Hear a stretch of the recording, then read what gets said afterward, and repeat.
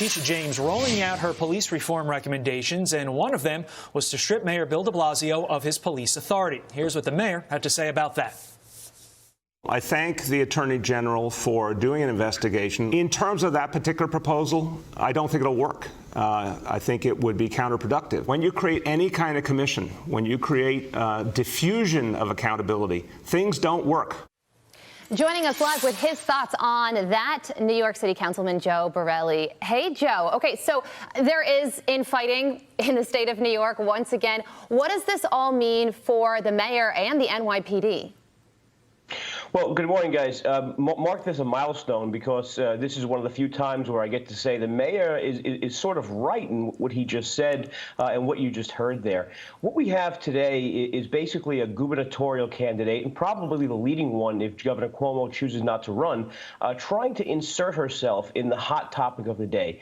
She's the top law enforcement officer in the state, and if she had any actual actionable evidence of systemic wrongdoing by the NYPD, she could actually charge its leadership or file a lawsuit. And instead of that, she's sort of making a headline. Unfortunately, it comes in a report and not in any sort of criminal or civil indictment. And no one will eventually read this report after a few days, and it won't have any impact.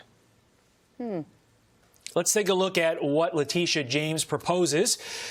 Here are the following items. Strip police authority away from the mayor, creating an independent commission, increasing power of the Civilian Complaint Review Board, establishing a use of force standard with legal consequences, and urging New Yorkers to stop relying on police in various situations. Joe, you like anything in there?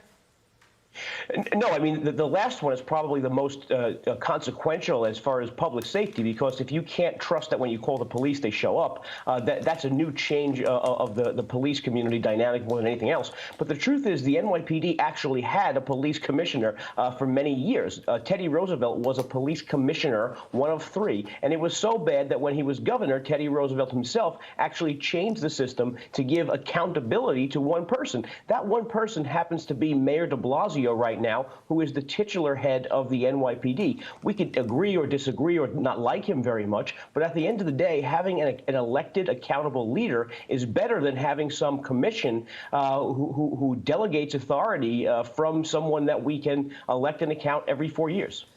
Well, here's President Trump on the state of New York City. Take a listen.